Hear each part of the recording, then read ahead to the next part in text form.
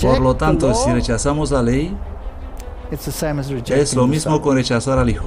Y rechazar al Hijo es lo mismo con rechazar al Padre.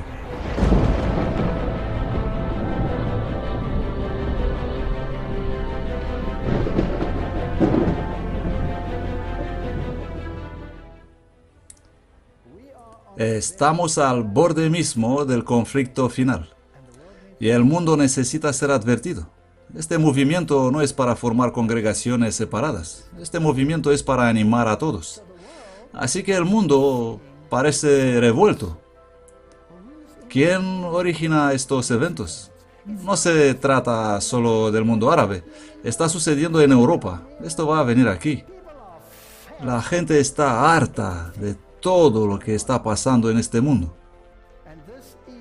Y esta es la brecha que necesita ser reparada en el tiempo que vivimos. Podemos estudiar profecías, podemos saber lo que está sucediendo en el mundo, podemos ver todas estas cosas, pero si no empezamos aquí mismo con Jesús, no vamos a ninguna parte. Reparando la brecha. He titulado esta conferencia Bronce por Oro. Y vamos a empezar con una historia del Antiguo Testamento para ver si hay alguna aplicación. La apostasía de Salomón está registrada para nuestros días. La apostasía de Salomón llevó a males incalculables en Israel. Los corazones del pueblo se volvieron de la verdadera adoración a Dios y el sincretismo entró silenciosamente hasta que fueron sumidos en la idolatría, mientras que ellos mismos se consideraban fieles en todo lo que hacían.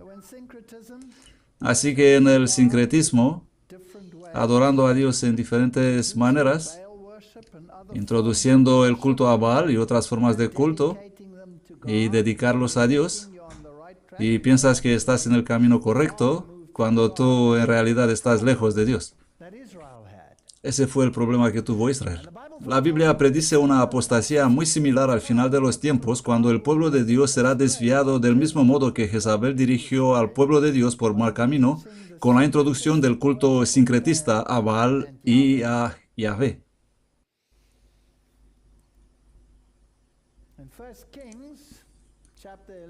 Uno Reyes, capítulo 11, verso 1. Pero el rey Salomón amó muchas mujeres extranjeras. Por supuesto, mujer en la Biblia significa iglesia. Y el rey Salomón representa la autoridad de la iglesia de Dios, además de la hija de Faraón. Ella se menciona también. Así que no solo le gustaban las iglesias antitípicas, sino que también introdujo una mentalidad egipcia. Así que la iglesia en el fin del tiempo podría tener relaciones ecuménicas, pero también podría enseñar la evolución, una mentalidad secular. Y las mujeres, los moabitas, amonitas, los edomitas, los sidonios y los hititas. Así que las iglesias hermanas, moabitas, amonitas, edomitas y las religiones extranjeras también. Así que hubo ambiente para acoger a todos. Y esta es la mentalidad que tiene la iglesia cristiana en general. Y esta es la forma de pensar que incluso amenaza con entrar en los mismos ámbitos de la iglesia de Dios. Así que el rey del norte parece que quiere poner su pie incluso en la iglesia de Dios. Pero en esta conferencia no voy a tratar tanto con la iglesia de Dios que con la iglesia cristiana en su totalidad. 1 Reyes 11:2. Naciones de las cuales Jehová había dicho a los hijos de Israel, no entraréis a ellas, ni ellas entrarán a vosotros, porque ciertamente harán inclinar vuestros corazones tras sus dioses. Pero Salomón se unió a estas con amor. Él sentía que tenía que enlazarse con ellos. Así que este declive de Salomón está documentado para que podamos aprender de su experiencia. La caída fue gradual, casi imperceptible.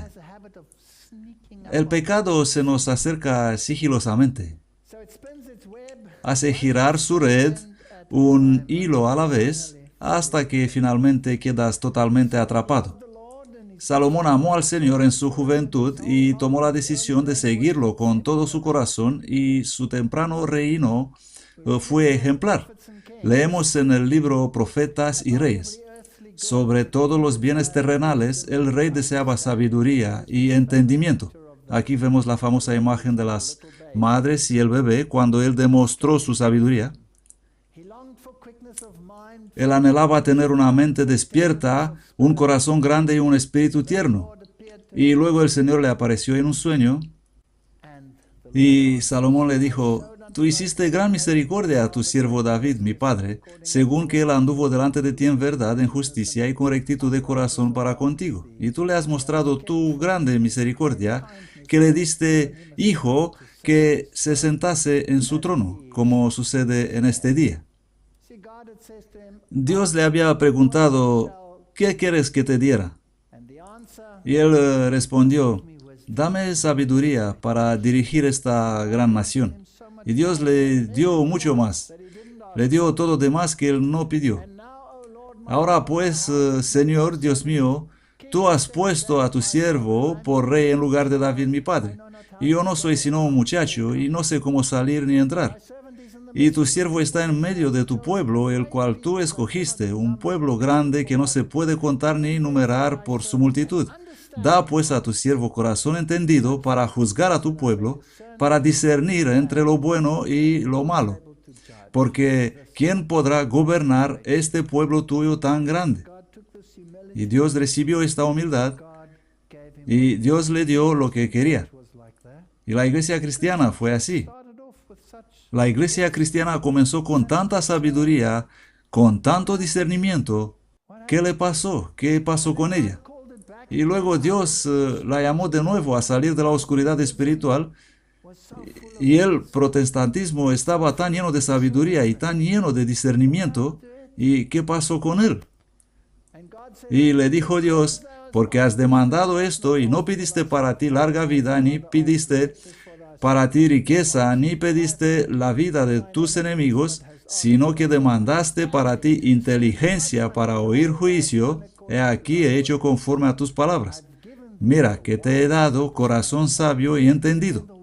Y él fue más sabio que todos los reyes. Podría discernir todo. ¿Cómo pudo suceder que la apostasía se infiltró y él pudo caer desde esa altura? Y si anduvieres en mis caminos, guardando mis estatutos y mis mandamientos, como anduvo David tu padre, entonces yo alargaré tus días. Así que las promesas son condicionales. Pero luego las cosas empezaron a decaer. Pasos hacia la apostasía. La primera cosa que sucedió: con el tiempo él obtuvo tantos elogios que su autoestima comenzó a infiltrarse. Salomón había comenzado a perder de vista el origen de su poder y gloria. Según la inclinación cobró poder sobre la razón, la autoconfianza aumentó. Tenemos que ser muy cuidadosos para que no lleguemos a ser autosuficientes. Siempre debemos recordar que sin Cristo no podemos hacer nada. Y trató de llevar a cabo los propósitos del Señor a su propia manera. Yo sé cómo hacer esto. Y así pierdes el consejo. Llegó a la conclusión de que las alianzas políticas y comerciales con las naciones vecinas traerían a estas naciones al conocimiento del verdadero Dios. Me he encontrado con esto tan a menudo en mi ministerio. No se supone que debes evangelizar así. Tienes que hacerlo diferente. Hay que relacionarte. Sé que es necesario relacionarte, pero luego ellos dicen que tienes que convertirte en su socio. Y yo pregunto: bueno, ¿ha funcionado? Bueno, todavía no. Pero si te asocias, con el tiempo tu forma de pensar se convierte en su forma de pensar. O su forma de pensar se convierte en la tuya. Y así pierdes. Así que la autosuficiencia es el primer problema. y luego avanzas hacia alianzas nefastas. E hizo alianzas profanas con una nación tras otra. Con frecuencia estas alianzas quedaban selladas por casamientos con princesas paganas. Así que estás adoptando los principios y luego los incorporas en tu propio entorno. El tercer punto fue dejar de lado los requerimientos de Dios por los del mundo. Entonces estás en terreno peligroso. Los mandamientos de Jehová eran puestos a un lado en favor de las costumbres de los pueblos vecinos. Y él comenzó a adorar en su estilo. Él todavía adoraba al Dios que conocía, pero le adoraba a su manera. Eso es sincretismo. El siguiente paso es lisonjearse a sí mismo que su sabiduría prevalecería. Pensaba, con el tiempo todos llegarían a conocer al Dios de la Biblia. Salomón se había ilusionado de que su sabiduría y el poder de su ejemplo desviarían a sus esposas de la idolatría al culto del verdadero Dios y que las alianzas así contraídas atraerían a las naciones vecinas en estrecho contacto con Israel. Vana esperanza. Vana esperanza. El error de Salomón, al considerarse bastante fuerte para resistir a la influencia de asociaciones paganas, fue fatal. Fatal fue también el engaño que le indujo a esperar que, aunque él había despreciado la ley de Dios, otros podrían ser inducidos a reverenciar y obedecer sus sagrados preceptos. Así que este fue el decline gradual. Y pregunto, ¿no hacemos nosotros como pueblo lo mismo? El siguiente problema fue disfrutando los honores mundanos. El oro de Ofir. Las alianzas y relaciones comerciales del rey con las naciones paganas le reportaron fama, honores y riquezas de este mundo. Pudo traer oro de Ofir y plata de Tarsis en gran abundancia. Y el rey acumuló plata y oro en Jerusalén como piedras y cedro en abundancia, como los sicómoros que hay en los valles. Segunda de Crónicas 1:15. Así que se hizo rico. En el tiempo de Salomón era cada vez mayor el número de personas que obtenían riquezas, pero el oro fino del carácter se debilitó y se contaminó. Y finalmente, cuando has llegado a ser tan inmerso en todo esto, entonces empiezas a perder la confianza en la dirección de Dios. Tan gradual fue la apostasía de Salomón, que antes de que se diera cuenta de ello, se había extraviado lejos de Dios. Y este fue un proceso lento e imperceptible. Cada vez más él se basó en su propia fuerza y tomaron sus propias decisiones. Y no tomó en cuenta los consejos de Dios. Y cuando llegas a este punto, la desobediencia flagrante comienza a crecer en ti. Poco a poco fue rehusando a Dios la obediencia inquebrantable que debía hacer de Israel un pueblo peculiar, y él se conformó cada vez más estrechamente a las costumbres de las naciones circundantes. ¿Acaso no hacemos esto en la adoración cristiana? ¿No traemos entre nosotros los que deberían estar fuera de nosotros? Si pensamos en la música y las maneras de adoración y todos estos problemas, nosotros como cristianos estamos en la misma pendiente resbaladiza. Él también tenía una ambición malsana. Una ambición de superar todas las demás naciones en poder y grandeza le llevó a pervertir con fines egoístas el don celestial que hasta entonces había empleado para la gloria de Dios. Pensamos que somos maravillosos. Y hasta pensamos que podríamos ser los grandes filántropos del mundo para conseguir de esta manera renombre. La Biblia dice que si haces tus buenas acciones, hazlos en secreto, para que tu Padre en el cielo pueda darte el honor. Poca consideración por los demás. El dinero que debería haber sido mantenido en fideicomiso sagrado para el beneficio de los pobres dignos y para la extensión de los principios de santa vida en todo el mundo, fue gastado egoístamente en proyectos ambiciosos. Él comenzó a construir y manifestar su pompa y su gloria. Y bueno, hoy se compran los mejores terrenos a la vista. El desarrollo del carácter es despreciado. Absorto en el deseo irresistible de superar las otras naciones en la manifestación externa, el rey despreció la necesidad de adquirir belleza y perfección de carácter. La religión empieza a convertirse en una forma, una manifestación exterior.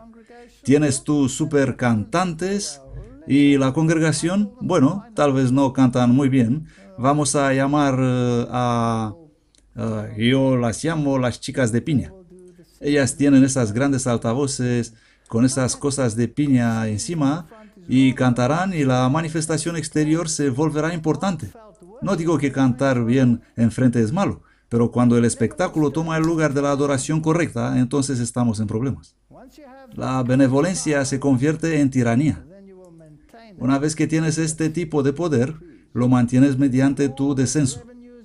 Los enormes ingresos adquiridos a través del comercio con muchos países se complementaron con fuertes impuestos.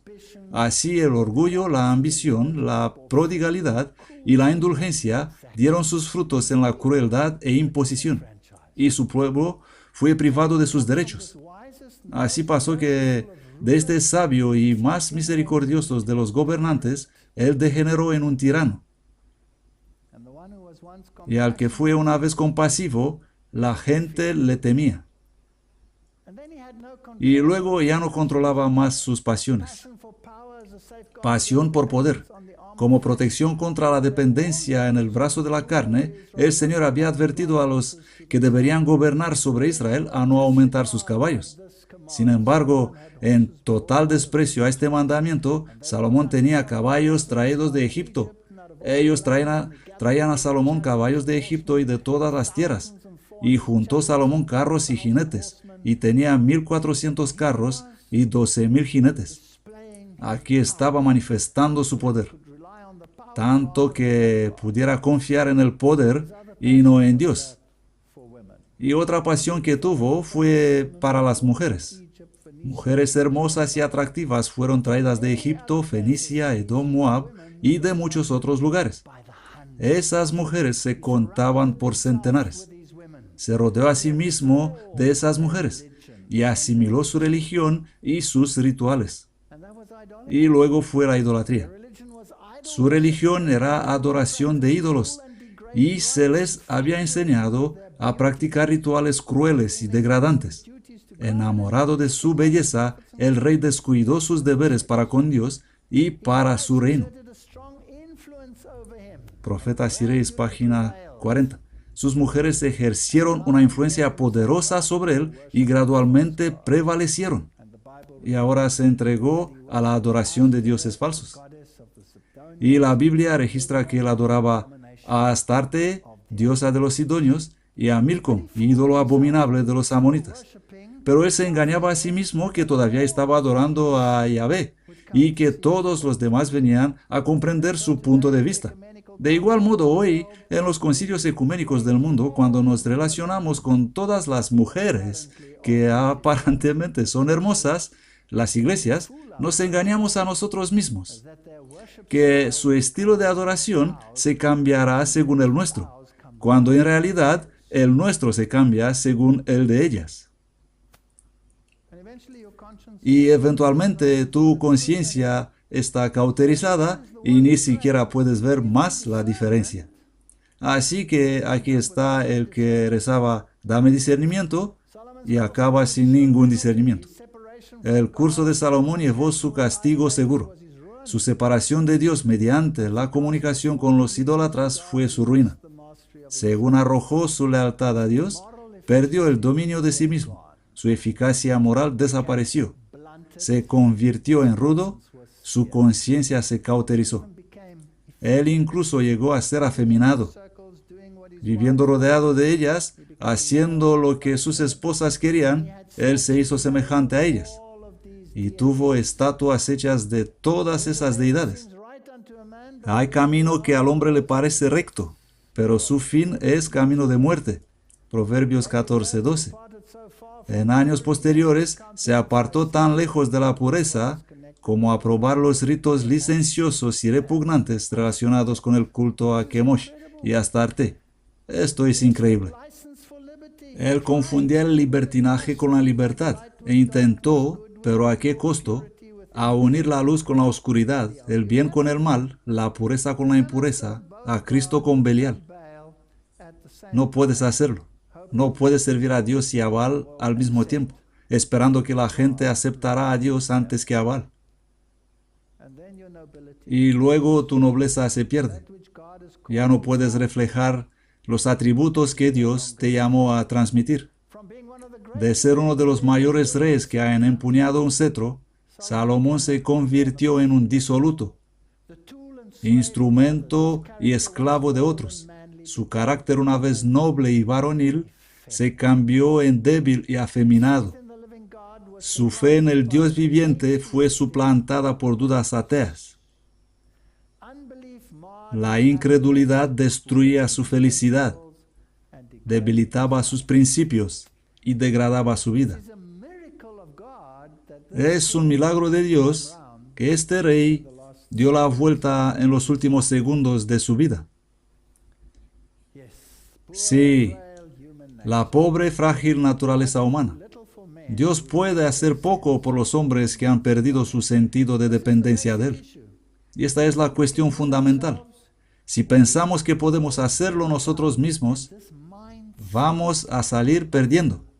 Y esta mentalidad de las mujeres mundanas, las iglesias mundanas, se infiltrará y tomará el control. El peligro acecha en medio de la prosperidad. A través de los siglos, las riquezas han hecho peligrar la humildad y la espiritualidad.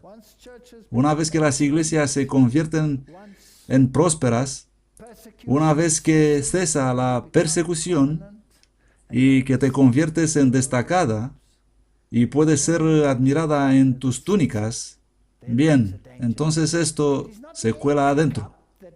Ahí se esconde un peligro. No es la copa vacía la que nos cuesta llevar. Es la copa llena hasta el borde que debe ser cuidadosamente equilibrada. Este es un sabio consejo. La aflicción y la adversidad pueden causar dolor, pero es la prosperidad que es la más peligrosa para la vida espiritual. A menos que el ser humano esté en constante sumisión a la voluntad de Dios, a menos que esté santificado por la verdad, la prosperidad seguramente despertará la inclinación natural a la presunción. En el valle de la humillación, donde los hombres dependen de Dios para enseñarles y para guiar su paso, hay relativa seguridad. Es por esto que Dios llamó a su pueblo en el desierto, porque en el desierto dependemos de Dios. Esto es lo que Dios quiere hacer. Así que, ¿cómo trata Dios este estado de ánimo? ¿Cómo le llamó para volver? Por lo tanto, el Señor levantó adversarios contra él y prometió destruir su reino. Esta adversidad puede traer a la gente a entrar en razón. Y estoy orando para que cuando el tiempo se pondrá difícil, muchas personas que ahora son como Salomón puedan entrar en razón. Sin embargo, no lo haré en tus días por amor a David tu padre, sino que lo arrancaré de la mano de tu hijo. Eso le dijo Dios.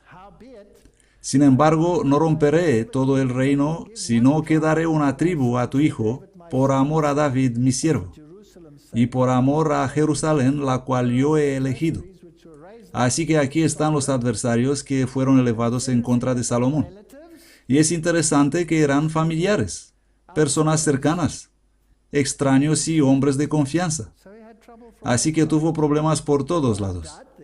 Ellos eran Hadad, el edomita, que había huido a Egipto cuando Joab mató a todos los varones de Edom, e hizo una alianza con el rey de Egipto, y se casó con la hermana de la esposa del faraón. Así que se convirtió en familiar de Egipto. Y como tal tenía algo de poder detrás de él. Y volvió a Edom después de la muerte de David para hacer una espina en el costado de Salomón. El segundo adversario era Rezón, que reinó sobre Siria. Y el tercero fue Jeroboam, el efraimita que se rebeló contra él, y más tarde gobernó sobre las 10 tribus que fueron arrancados del reino de Salomón. Esto fue después de la época de Salomón. Es interesante que el nombre de la madre de Jeroboam era Zerúa, y significa leprosa, y es un símbolo del pecado. Así que el reino fue arrancado de su linaje en la época de su hijo, pero Dios había prometido que esto iba a pasar. La pregunta es, ¿por qué permite Dios esto? 1 Reyes 11:33. Por cuanto me han abandonado y han adorado a Astoret, diosa de los sidonios, a Chemosh, dios de Moab, a Milcom, dios de los hijos de Amón, y no han andado en mis caminos para hacer lo recto delante de mis ojos y guardar mis estatutos y mis derechos, como hizo David su padre. Si practicas el sincretismo, este será tu grupo. La historia nos dice que Salomón intentó matar a Jeroboam, pero este se escapó en Egipto, donde se alió con el faraón Shishak. Él volvió después de la muerte de Salomón e intentó hacer las paces con Roboam, pero sabéis la historia. Roboam escuchó el consejo de los jóvenes, rechazando el consejo de los ancianos, y decidió poner más carga sobre su pueblo. Así que el reino le fue arrancado. Así que escuchando el consejo de los jóvenes, él duplicó el yugo sobre el cuello de Jeroboam. Pero Jesús dice, porque mi yugo es fácil y ligera mi carga. Venid a mí todos los que estáis trabajados y cargados, y yo os haré descansar. Pero mi pueblo me ha olvidado, están quemando incienso a las vanidades, y éstas le han hecho tropezar en sus caminos, desviándoles de las sendas antiguas, para que caminen por sendas, por camino no preparado. Así que si queremos acercarnos a Dios, tenemos que volver a las sendas antiguas. Y no tenemos que seguir el curso de la historia, es decir, la historia de David y Salomón y Roboam. Jeroboam no solo tomó 10 de las tribus con él, pero él intentó impartir solemnidad a un falso sistema de adoración para falsificar la realidad. Y eso fue un constante motivo de conflicto. 1 Reyes 12:26, y dijo Jeroboam en su corazón, ahora el reino volverá a la casa de David. Tenía miedo que los que él había separado seguirán los mandatos bíblicos de ir a Jerusalén y luego regresarían a la casa de David. Así que detuvo eso y lo impidió mediante la creación de un sistema falso y un altar falso. Si este pueblo subiera a ofrecer sacrificios en la casa de Jehová en Jerusalén, entonces el corazón de este pueblo se volverá a su señor Roboam, rey de Judá, y me matarán a mí, y se volverán a Roboam, rey de Judá. Así que tomó consejo e hizo los 2 becerros de oro, y construyó un altar. He aquí tus dioses, oh Israel, que te hicieron subir de la tierra de Egipto. Y puso al uno en Betel, y al otro lo puso en Dan. Y esto fue ocasión de pecado, porque el pueblo iba a adorar delante de uno, aún hasta Dan. Así que aquí está la religión falsa, y todo el Israel es desviado por mal camino. La interesante historia del profeta que reprendió y profetizó contra el altar falso se registra en Primera de Reyes 13:4. Cuando al rey se le secó la mano que extendió hacia el profeta. Cuando el rey Jeroboam oyó la palabra del varón de Dios, que había clamado contra el altar de Betel, extendió su mano desde el altar y dijo, prendedle. Y la mano que había extendido contra él se le secó, de manera que no pudo volver hacia sí. Y el altar se rompió y se derramó la ceniza del altar, conforme a la señal que el varón de Dios había dado por palabra del Señor. Es interesante que cada vez que la apostasía penetra en la nación de Israel, Dios envía un profeta y todo va bien por un tiempo, y luego se deslizan justo hacia abajo. También es interesante que este mismo altar es el que más tarde profanó Josías, y vamos a ver eso en otra tipología más adelante. Y su mano que había extendido contra él se secó, así que no podría volverla hacia sí. Jeroboam se llenó de un espíritu de desafío contra Dios y extendiendo su mano desde el altar gritó, «Prendedle». Y Dios inmediatamente le reprendió. Así que hay momentos cuando Dios interviene milagrosamente en la apostasía, pero no ayudó a largo plazo, porque con el tiempo todos se apartaron y todos fueron llevados en cautiverio. Y luego el rey apeló al profeta para interceder, y el hombre de Dios suplicó al Señor y la mano del rey se le restauró y quedó como era antes. Leemos en el espíritu de profecía que el esfuerzo de Jeroboam por impartir solemnidad a ese altar y a ese falso sistema de adoración fue un fracaso total. No tuvo éxito. No puedes adorar a Yahvé y a Baal a la vez.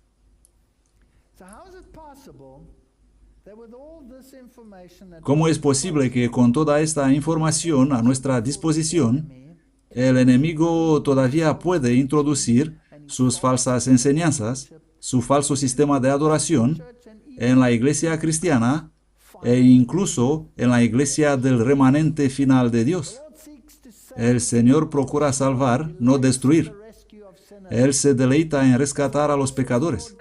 Vivo yo, dice el Señor Jehová, que no quiero la muerte del malvado. Mediante advertencias y súplicas, Él llama al descarriado dejar sus maldades y volver a Él y vivir. Él da a sus mensajeros escogidos una santa audacia, para que quienes escuchan puedan temer y ser traídos al arrepentimiento. Y luego relata la historia de ese mensajero que amonestó justo al rey. Y puede que es lo que debe hacerse en este tiempo también, porque existen muchísimos reyes hoy que adoran al altar de Jeroboam. El reino de Roboam es también interesante en su tipología. Y Roboam, hijo de Salomón, reinó en Judá. 1 Reyes 14:21.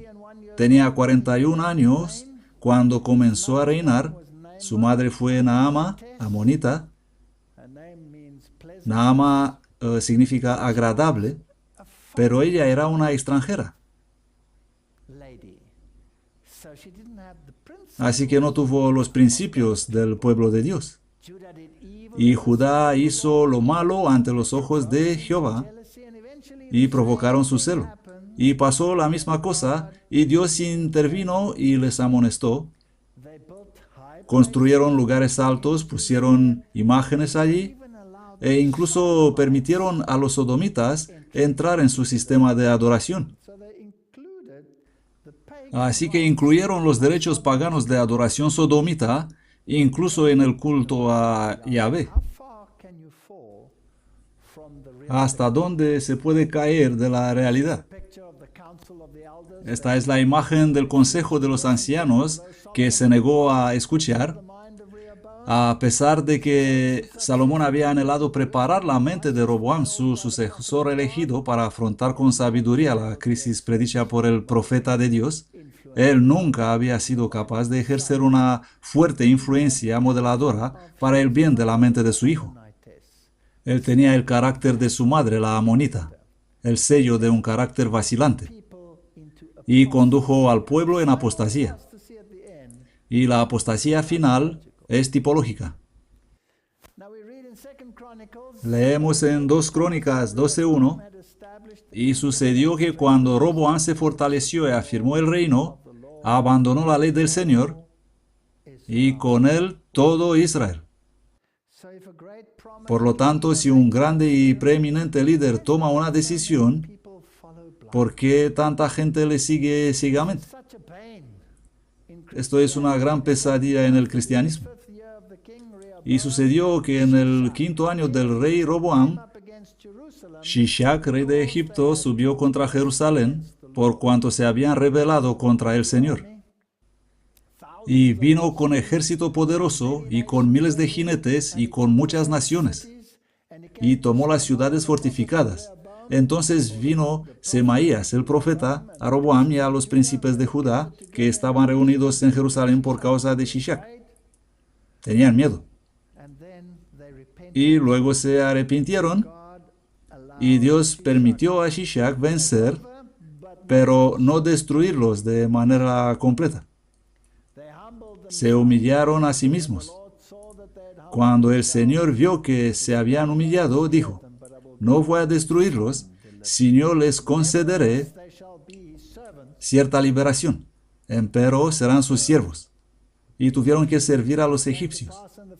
Al 5º año del rey Roboam, subió Shishak, rey de Egipto, contra Jerusalén, y tomó los tesoros de la casa del Señor y los tesoros de la casa real, y tomó todo. Se llevó también todos los escudos de oro que Salomón había hecho. Así que se llevaron la gloria del templo. Todo el oro fue retirado y fue llevado a Egipto. En lugar de ellos, hizo el rey Roboam escudos de bronce y los confió a los jefes de la guardia que custodiaban la entrada de la casa del rey. Y cuando el rey entraba en la casa de Jehová, los de la guardia los llevaban y los ponían después en la cámara de los de la guardia. Pero a lo largo de su reinado tuvo conflictos. ¿No es interesante que él tuvo mejor cuidado con los escudos de bronce que lo hizo con los escudos de oro? Así que él hizo esos escudos de bronce y luego se les dio a los jefes de la guardia, que tenían que cuidar esos escudos, y después de exponerlos, luego se tenían que encerrar y ser protegidos. Lo mismo pasa con nosotros. A veces estamos contentos con escudos de bronce más que con escudos de oro. Y a veces hacemos tanto alarde de nuestros escudos de bronce, cuando en realidad lo que tenemos es una religión de segunda mano y que podría ser de oro. Temo que esto es lo que pasa en el mundo cristiano. Y durmió Roboam con sus padres y fue sepultado. Una triste historia. El Salmo 45:6 dice: tu trono, oh Dios, es eterno y para siempre. Cetro de equidad es el cetro de tu reino. Tú amas la justicia y odias la maldad. Por eso Dios, tu Dios, te ha ungido con óleo de alegría más que a tus compañeros. Todas tus vestiduras exhalan mirra, aloe y casia. Desde palacio de marfil te han alegrado. Hijas de reyes hay entre tus mujeres ilustres. A tu diestra está la reina en oro de Ofir. Esta es una referencia a Cristo Jesús. Esta es su novia. Esas mujeres son las iglesias, y Salomón fue un tipo del gran antitipo, Jesús el Cristo. Por supuesto, las iglesias que reciben a Cristo Jesús son rectas, pero su novia está en oro de Ofir. No tiene vestidos de bronce. Ella tiene la verdadera religión de corazón, la justicia de Cristo. Oye, hija, y mira, e inclina tu oído, y olvida tu pueblo y la casa de tu padre, y deseará el rey tu hermosura. Él es tu Señor, póstrate ante Él. Si queremos adorar a Dios, el bronce no es suficientemente bueno, aunque hagamos pompa y gran parada con él. La novia de Cristo está cubierta con oro de Ofir, el símbolo de la justicia de Cristo. El bronce no le cuadra, sobre todo tomando el escudo de la fe, con que podáis apagar todos los dardos del fuego del maligno. Nuestra fe no se basa en otra cosa que Jesús y su justicia. Y nuestra fe debe basarse en la palabra de Dios, porque si así dice la palabra, entonces así es. Pero nos inclinamos a poner escudos de bronce, donde por la fe esos no deberían existir. La Biblia utiliza estas palabras tristes en el caso de Roboam, y todo Israel con él. Es tan difícil comprender por qué la apostasía es tan popular. Y sucedió que cuando Roboam fortaleció y afirmó su reino, abandonó la ley del Señor, y todo Israel con él. La extravagancia del reinado de Salomón durante su apostasía le llevó a agravar a la gente en gran medida. Si Roboam y sus inexpertos consejeros hubiesen comprendido la voluntad divina con referencia a Israel, habrían escuchado, habrían tenido este discernimiento. Si él hubiera orado por el discernimiento como su padre había orado por el discernimiento, podría haber hecho lo correcto. La pluma inspirada ha trazado el triste récord del sucesor de Salomón como uno que falló en ejercer una fuerte influencia de la lealtad a Jehová. Él fue testarudo, fue confiado y obstinado. Estos son los problemas que surgieron. Yo te aconsejo que de mí compres oro. Una y otra vez la Biblia resalta esto. Y para que podamos distinguir entre bronce y oro, necesitamos discernimiento. Tenemos que entender cuándo es una doctrina, cuándo es un estilo de adoración, cuándo es una teología, cuándo es una escatología, cuándo es bronce y cuándo es oro. Porque tenemos que comprar oro refinado en fuego para que seas rico y vestiduras blancas, la justicia de Cristo, para que te vistas y no se descubra la vergüenza de tu desnudez, y unge tus ojos con colirio para que veas. Qué tristes, qué llenos de significado las palabras, y todo Israel con él. El pueblo a quien Dios había escogido para estar como una luz en las naciones alrededor, se apartaron de su fuente de fuerza y trataron de llegar a ser como las naciones alrededor de ellos. Así como con Salomón sucedió con Roboam. La influencia del mal ejemplo llevó a muchos por mal camino. No tenemos que leer toda la cita, sino la esencia de la cuestión, la gravedad del asunto. Con la división del reino al principio del reinado de Roboam, la gloria de Israel empezó a desvanecerse para que nunca más sea recuperada en su plenitud. A veces, durante los siglos que siguieron, el trono de David fue ocupado por hombres dotados de valor moral y previsión, y bajo la dirección de estos soberanos, las bendiciones que descendían sobre los hombres de Judá se extendían a las naciones circundantes. A veces, el nombre de Jehová fue exaltado por encima de todo Dios falso y su ley se guardó en reverencia. Y otras veces nuevamente ocurría lo contrario. Esta es la historia de Israel. ¿Y cuál es su aplicación? Leemos en Servicio Cristiano, página 39. Me lleno de tristeza cuando pienso en nuestra condición como pueblo. El Señor no nos ha cerrado el cielo, pero nuestra propia conducta de permanente apostasía nos ha separado de Dios. El orgullo, la codicia y el amor al mundo han vivido en el corazón sin temor de prohibición o condenación. Pecados graves y jactanciosos se manifiestan entre nosotros. Y sin embargo, la opinión general es que la iglesia está floreciendo. Hacemos lo correcto. Y que la paz y prosperidad espiritual están en todos sus contornos. La iglesia ha dejado de seguir a Cristo, su líder, y está volviéndose firmemente hacia Egipto. Él amó a las mujeres del faraón y a las princesas de Egipto. Sin embargo, pocos están alarmados o sorprendidos por su falta de poder espiritual. La duda y hasta la incredulidad respecto a los testimonios del Espíritu de Dios están leudando nuestras iglesias por doquier. Satanás quiere que esto ocurra así. Noten esta cita del deseado de todas las gentes. El gobierno bajo cual vivió Jesús será corrompido y opresivo. Por doquier había abusos clamorosos, extorsión, intolerancia y crueldad insultante. Sin embargo, el Salvador no intentó hacer reformas civiles. Por favor, noten esto. El Salvador no intentó hacer reformas civiles. No atacó los abusos nacionales ni condenó a los enemigos nacionales. No intervino en la autoridad ni en la administración de los que estaban en el poder.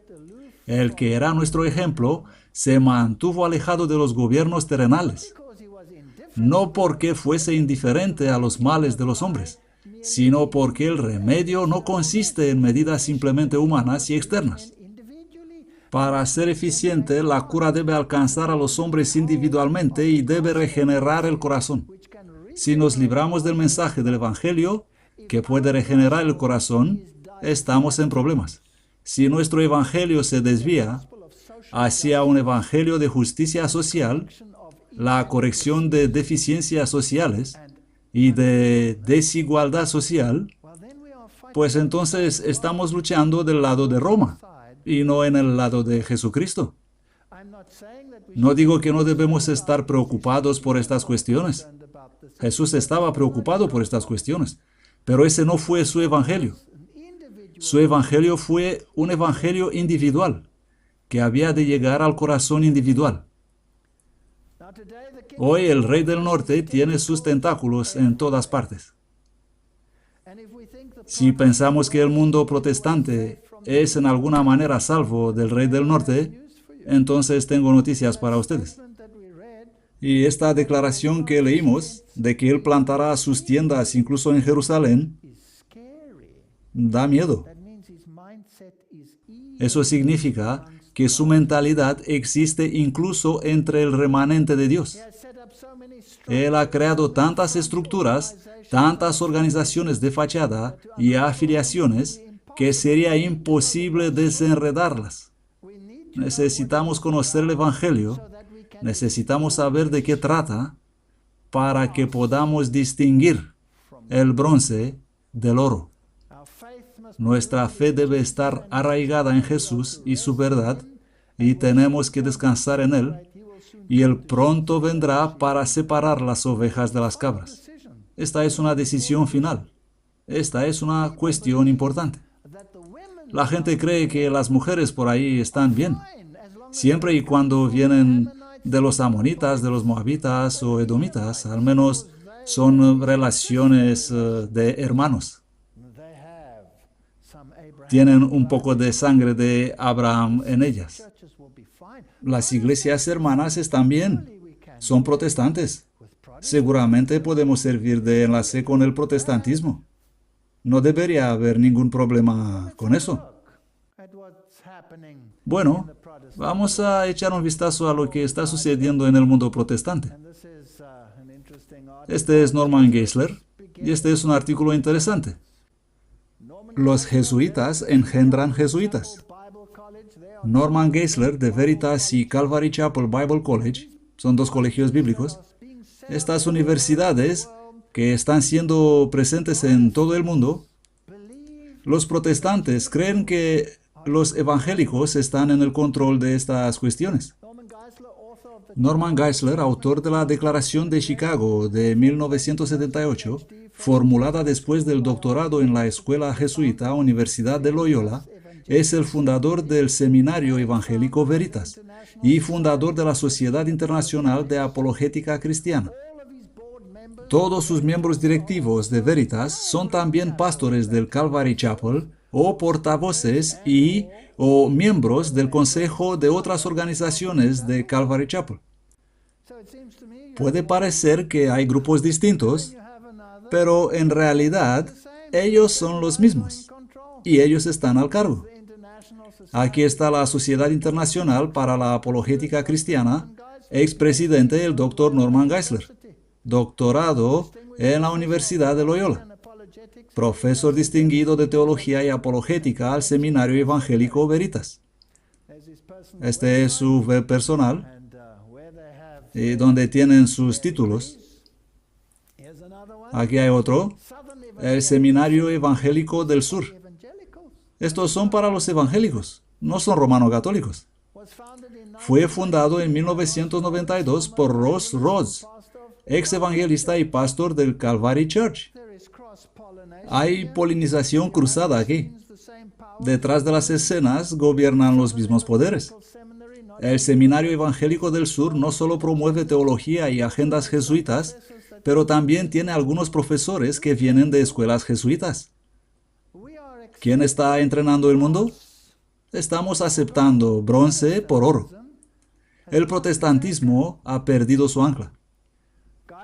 Geisler también participa con el Colegio Bíblico Calvary Chapel, promoviendo la apologética bíblica basada en la razón, no basado en la Biblia. Está involucrado en la lucha contra los ministerios sectarios y promueve la cooperación católico-evangélica. Esta gente trabaja detrás de las escenas. Aquí están los libros de Geisler. Líder evangélico educado por los jesuitas, el papel de Geisler en destruir el cristianismo evangélico en América. Un artículo escrito por Rick Frederick en enero de 2008. Siempre me gusta tener estos artículos para mostrar que hasta las piedras claman, incluso las piedras. Estos son los propios evangélicos que observan lo que está sucediendo. Y Dios tiene a su gente en muchas iglesias por ahí, y esta gente está preocupada. ¿Qué escribe? Con solo observar la contraportada del libro y hacer un poco de investigación sobre los nombres de los que recomiendan este libro, debería decir mucho. Basta con ver a todos los jesuitas y la conexión con los jesuitas y sus agendas, y recuerden que Geisler obtuvo su doctorado en la Universidad Jesuita de Loyola. Si bien esto puede no molestar a algunas personas, hay mucho más a considerar. No hace falta decir que me doy cuenta ahora de las agendas de los líderes evangélicos como Billy Graham, Jack Olson y Geisler ha tenido en los últimos años, y por qué las cosas salieron como los vemos, fue muy inteligente y funcionó. Hay gente por ahí afuera que lo comprende, pero la gente de dentro dice, oh, los jesuitas ya no juegan ningún papel, olvídalos. Rick Frederick continúa. Un último ejemplo es Frank Beckwith. Él fue el presidente de la Sociedad Teológica Evangélica. Evangélico. Él era el presidente, aparentemente no católico, y renunció para regresar al romano catolicismo. Así que vienen y hacen su trabajo y luego se van. Y las personas que quedan han sacrificado su oro y abrazado el bronce. Y pulen el bronce y lo exponen fuera para presumir y dicen, miren aquí, tenemos oro hermoso. No es bronce. ¿No han ocurrido este tipo de cosas muchas veces antes? Ellos pretenden ser evangélicos, son elevados hasta las altas esferas y luego muestran sus verdaderos colores después de hacer el daño. Pero observe lo que el actual presidente de esa universidad tiene que decir en la introducción acerca de esas personas y su defensa de la fe. Él pregunta, ¿por qué la gente viene tan lejos a una escuela de este tipo? Y dice, para entrenarse con algunos de los mejores apologistas y maestros de la Biblia del país para evangelizar al mundo y defender la fe cristiana histórica. ¿Cuál fe cristiana histórica? Debe ser la católica. Sin embargo, ¿no son al menos algunos de estos hombres empujados por la fe romana? Estas son las piedras que claman. Y uno puede finalmente reunir todo claramente. Aquí el presidente simplemente regresa. ¿No hemos visto esto tantas veces? ¿Dónde está apologética cristiana de la Seminario Evangélico del Sur? ¿Qué pasó con defender la fe contra el mayor enemigo? Como he escrito en otra parte, la mejor manera de vencer a la oposición es crearla y controlarla. Esto es brillante. Creo que esta fue una declaración brillante. Así que vas creando la oposición, pero en realidad tú la controlas. No existe oposición. Todo es un ardid, todo es una mentira. Palabras del presidente Dr. Alex McFarland. ¿Por qué han llegado cientos de estudiantes de todo Estados Unidos y otros países al Seminario Evangélico del Sur? Porque pueden conseguir algo aquí, lo que no hay en ningún otro lugar, la formación bajo algunos de los mejores apologistas, maestros de la Biblia del país para evangelizar al mundo y defender la fe histórica. Lo hemos leído antes. La fe católica. En solo unos pocos años, el Seminario Evangélico del Sur ha capacitado a estudiantes de todo el país y alrededor del mundo. Así que la gente viene de todas partes del mundo. Ellos van a estos colegios evangélicos, entre comillas, regresan, se convierten en mentores en sus iglesias. ¿Y qué tipo de filosofía tienen? Bronce. no oro. De hecho, los mejores teólogos y apologistas de todo el país vuelan a Charlotte para ayudar a entrenar una generación futura. ¿Quién está entrenando el mundo cristiano de hoy? Otro jesuita para otro evangelio. ¿Qué tienen en común Bill Bright del campus Cruzada por Cristo, Billy Graham de Asociación Evangélica, Tim LaHaye, fundador de Concilio Político Nacional, coautor de Dejados Atrás, Abandonados, la película, y Chuck Smith? Los que ponen estas preguntas son personas del mundo evangélico, y creo que es correcto que nos fijamos en ellos. Todos ellos han beneficiado económicamente de Nelson Bunker Hunt. ¿Quién es Nelson Bunker Hunt? Ahí está. Y todas las organizaciones que se asocian con él. Nelson Bunker Hunt es un magnate de los negocios famoso por tratar de hacer una carrera de plata y un equestrian. Y algo que hemos descubierto recientemente, un jesuita de la Orden de San Lázaro de Jerusalén. Así que toda la serie Dejados Atrás, todo esto, toda esta teología de izquierda, de derecha y centro, todo que está siendo tragado por los evangélicos, está controlado por los jesuitas. Nelson Bunker Hunt está en el Consejo de Política Nacional, CNP. Vamos a ver más de eso ahora. Presidente ejecutivo de CNP, ejecutivo superior de CNP, ejecutivo del CNP de 1988, heredero de la fortuna del Hunt Oil Company, financiador de CNP, CBN, GBS, etc. Cualquier sea el nombre de estas organizaciones, los jesuitas tienen sus dedos metidos en el pastel. Wallace Johnson, fundador de Holiday Inns, organizaciones financieras, organizaciones religiosas, trabajó con y financió el campus de Bill Bright's Cruzada para Cristo, donando $15,5 millones. Tuve una serie de encuentros con el campus Cruzada por Cristo. He predicado en la Universidad de Ciudad del Cabo y he predicado conferencias sobre creación y evolución. ¿Y quiénes serán los más grandes opositores de estas conferencias? Yo me imaginaba que el Departamento de Zoología y los geólogos serían los mayores opositores. No, los partidarios del campus Cruzada por Cristo fueron los mayores opositores, porque tenemos que aceptar la evolución. Tenemos que renunciar al oro, tenemos que abrazar el bronce. ¿Hacen algunas de nuestras propias instituciones lo mismo? En 1967, Hunt formó el Frente Mundial de Liberación Cristiana como un frente encubierto del Campus Crusade, el cual se dividió y se convirtió en un ministerio de liderazgo en el movimiento del pueblo de Jesús. ¿Quién está detrás de estos movimientos? Estas no son conjeturas, es realmente lo que sucede. Y con todos estos millonarios que hemos visto, todo el dinero que había recaudado para el CNP actualmente es miembro del Consejo de Política Nacional. Ahora, aquí está el Consejo de Política Nacional. Me gustaría saber quiénes son estas personas. ¿Tienen alguna influencia? ¿Tienen algo que decir funcionando con el dinero de los jesuitas?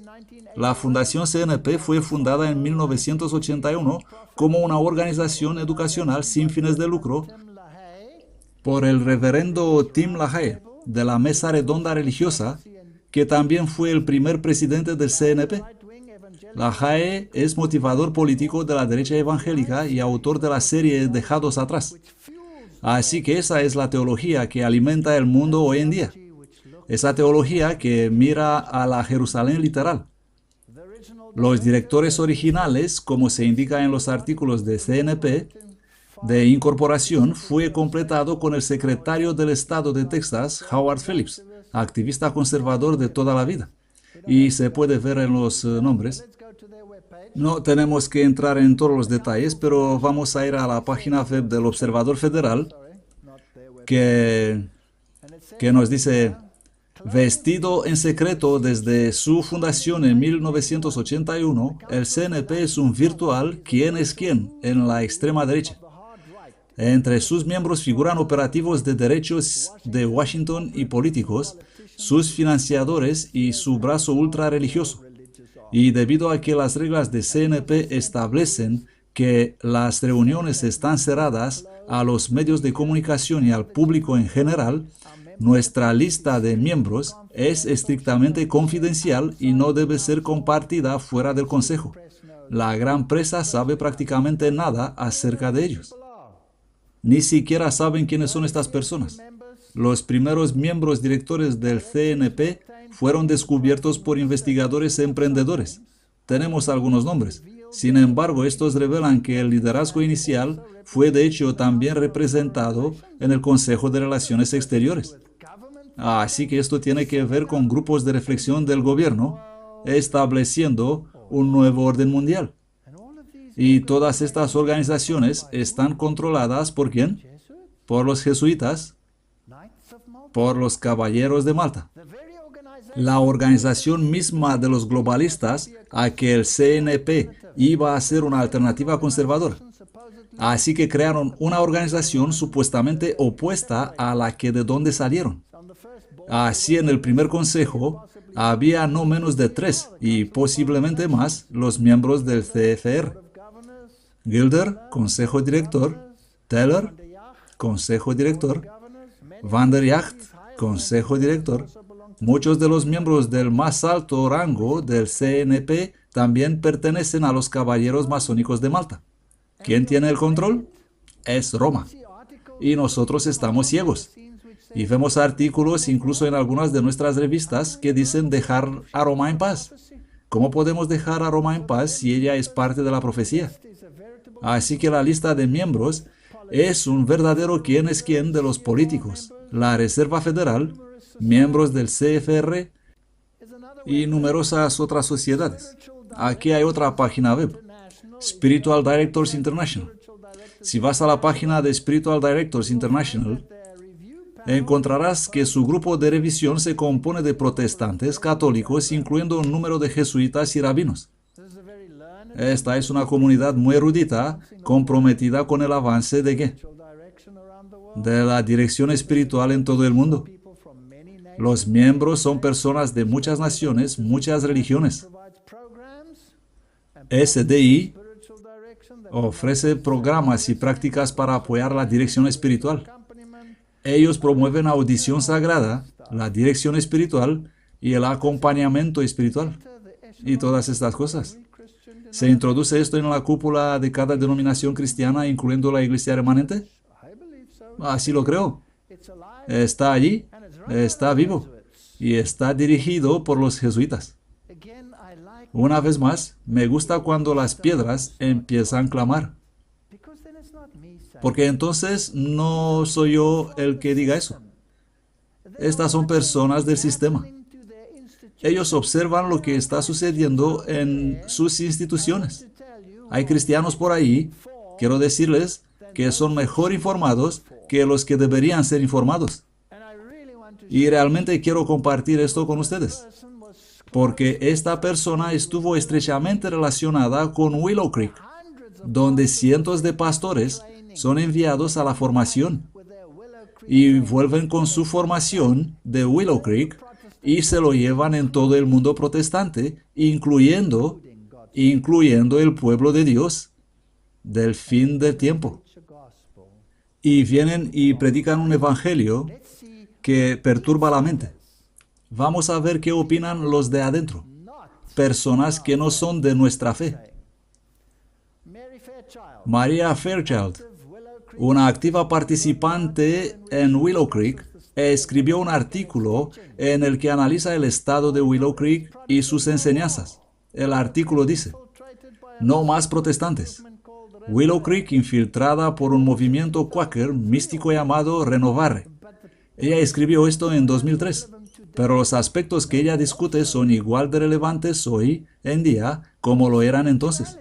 La espiritualidad no es cristianismo. Es una buena introducción para un artículo.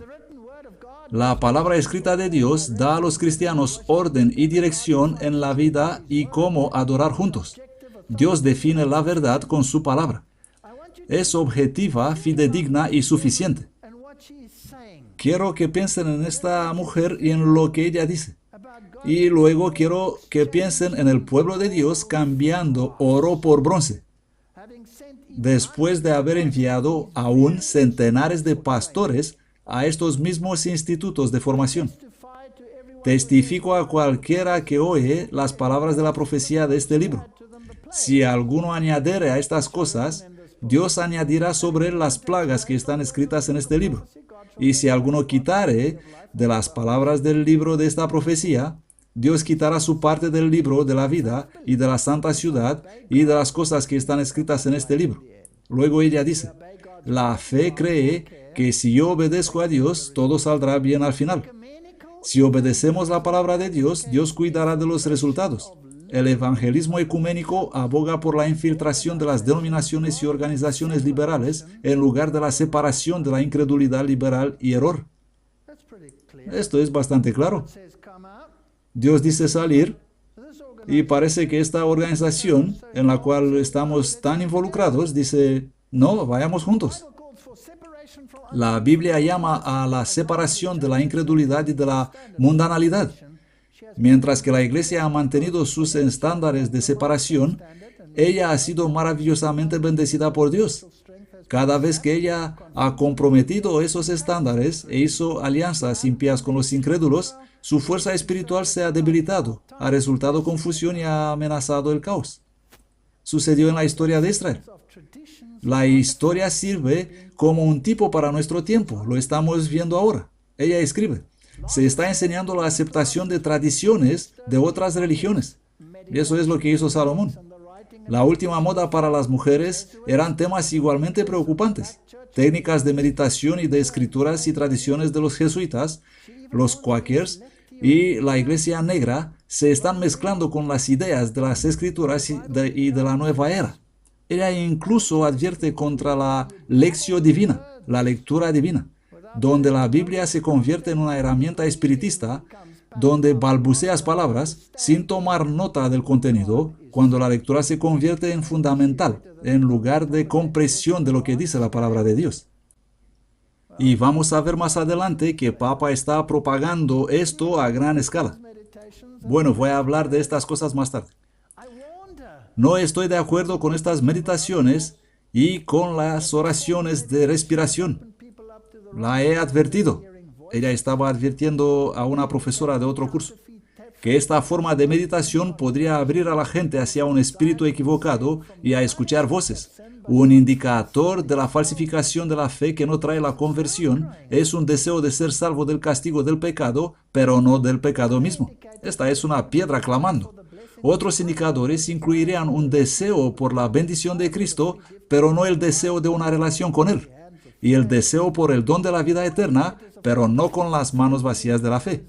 Más indicadores de la falsa fe incluirían un deseo por Cristo como un sacerdote para procurar el perdón y la paz, pero no como un profeta para instruirlos o como un rey para gobernar sobre ellos. Lo he dicho cientos de veces. La gente quiere un salvador, pero no quieren un rey. Ellos quieren ser salvados, pero no quieren obedecer. Y por último, un deseo de Cristo que sea sometido a los términos de sus tradiciones religiosas y filosofía inflexible. La Biblia nos dice, nosotros no sabemos cómo orar para pedir como conviene, pero el Espíritu mismo intercede por nosotros conforme a la voluntad de Dios. Romanos 8, 26, 27. Recuerden a Jesús siempre orando y sirviendo según la voluntad y el propósito de su Padre en cada ocasión. Y esta es la confianza que tenemos en Él, que si pedimos alguna cosa conforme a su voluntad, Él nos oye. Y si sabemos que Él nos oye en cualquier cosa que pidamos, sabemos que tenemos las peticiones que le hayamos hecho. Ella cita las Escrituras. 1 Juan 5, 14, 15. Y al orar no uséis vanas repeticiones. Estas personas saben esto, y sin embargo lo hacen. Estoy asombrado ver cómo esto llega justo entre nuestras filas. Es increíble. Y a los niveles altos. Porque piensan que por sus palabrerías serán oídos. Y cita Mateo 6, 7, 9. Este pueblo me honra con los labios, pero su corazón está lejos de mí. Cita Romanos también. Me honran en vano. Mateo 15, 9. Y luego ella dice, los escritores y los líderes promovidos por este movimiento son de los consejos mundiales. Y luego dice que promueven a Richard Foster y a Tilden Edwards, fundador y director de Shalom, y promueven a Palmer, y los jesuitas promueven exactamente los mismos escritos. Por lo tanto, ¿quién ha infiltrado estas organizaciones? Ignacio de Loyola. Y ellos lo promueven. En uno de los momentos más sangrientos de la historia de la humanidad, los jesuitas fueron probablemente los más crueles y feroces y justificaron la tortura y el asesinato por la iglesia. Los ejércitos espirituales de Ignacio de Loyola fueron utilizados por los jesuitas y llegaban en trance y levitación. Ella cita lo que hacían y dice, ¿por qué citan a estos escritores si nos dicen estudiar esto? George Fox, fundador de Madres del Feminismo Quaker. La historia de una mujer cuáquera en América con Margaret Hope Bacon. Y cita todo eso. Tal vez por su devoción hacia su madre muy docta y enseñada, él formó un fuerte movimiento igualitario y estableció mujeres predicadoras, mientras tuerce las escrituras para dar sentido a su experiencia, entre comillas, y para explicar sus decisiones contrarias a las escrituras. Y luego cita a Gilbert Bilezikian y dice, los igualitarios afirman que las mujeres deben ser pastores, ancianos y co-líderes en la familia. Ellos tuercen las escrituras al igual que George Fox para hacer esto posible. Y esta es una mujer que escribe. Se trata de una mujer evangélica que escribe sobre una organización, Willow Creek. Ella toma todos estos puntos y dice que la iglesia quitará el oro y lo va a reemplazar con bronce, que van a exponer con orgullo y pondrán bajo vigilancia, traer de nuevo en gran desfile y dirán, adoración, queremos bronce por oro.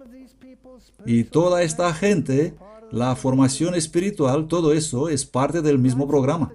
Ella escribe sobre los jesuitas y dice, Ignacio de Loyola y los jesuitas.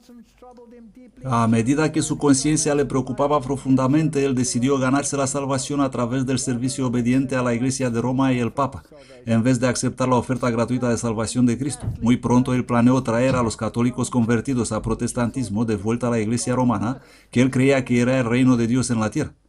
Y este es un punto importante. Alrededor de 1550, los jesuitas comenzaron a infiltrarse en cada religión y denominación. Su trabajo consistía en infiltrar y destruir iglesias distintas de la iglesia madre. En poco tiempo, los jesuitas se habían convertido en maestros y profesores de universidades de toda Europa. Con el tiempo comenzaron sus propias escuelas, colegios y universidades. Y se hacen pasar por evangélicos. Acabamos de ver algunas de estas cosas. Ellos vieron la educación como una forma de servir a la iglesia, fortaleciendo a las personas que ya eran miembros y reclamar a los que se habían vuelto protestantes. La iglesia romana seguía convencida de que era el reino de Dios en la tierra. Tenemos que mirar esa teología. Y vio a la reforma protestante como una amenaza a ese reino. La iglesia decidió recuperar lo que había perdido y poner a todo el mundo bajo su dominio religioso definitivamente. Ellos todavía se infiltran en las iglesias de hoy. Esta es una escritora evangélica. Ellos también infiltran muchos institutos bíblicos, seminarios de todo el mundo e impiden la enseñanza de la plenitud de la palabra de Dios. La educación fue y es utilizada para alcanzar a otros y fortalecerse a sí mismo y a su seña de identidad, que es el fin justifica los medios. Bronce por oro. Somos tan ingenuos. Creemos que el mundo ha cambiado, creemos que las iglesias han cambiado. Tratamos de abrazar a las mujeres y aceptar el Egipto, pero en realidad aceptamos el bronce. Porque dos males ha hecho mi pueblo. Me dejaron a mí, fuente de agua viva, por cavar para sí cisternas, cisternas rotas que no retienen el agua. Y sucederá que cuando te sobrevinieren todas estas cosas, Deuteronomio 31, la bendición y la maldición que he puesto delante de ti, si las meditas en tu mente, en medio de las naciones donde el Señor tu Dios te haya arrojado, y volverás al Señor tu Dios y escucharás su voz en todo lo que yo te mando hoy, tú y tus hijos con todo tu corazón y con toda tu alma, entonces el Señor tu Dios hará volver a tus cautivos y tendrá misericordia de ti. creo que ha llegado el momento para empezar a hablar directo de estos temas. E incluso si se produce un zarandeo, el testimonio directo que se nos dice causará el zarandeo. Por lo tanto, vamos a poner nuestra fe en Dios. Estemos firmes a favor de la palabra de Dios y vamos a aceptar que cuando la Biblia dice que los reyes del mundo darán su autoridad a la bestia, es exactamente lo que va a suceder, a pesar de lo que alguien pueda decir. La palabra de Dios no puede ser quebrantada. Amén.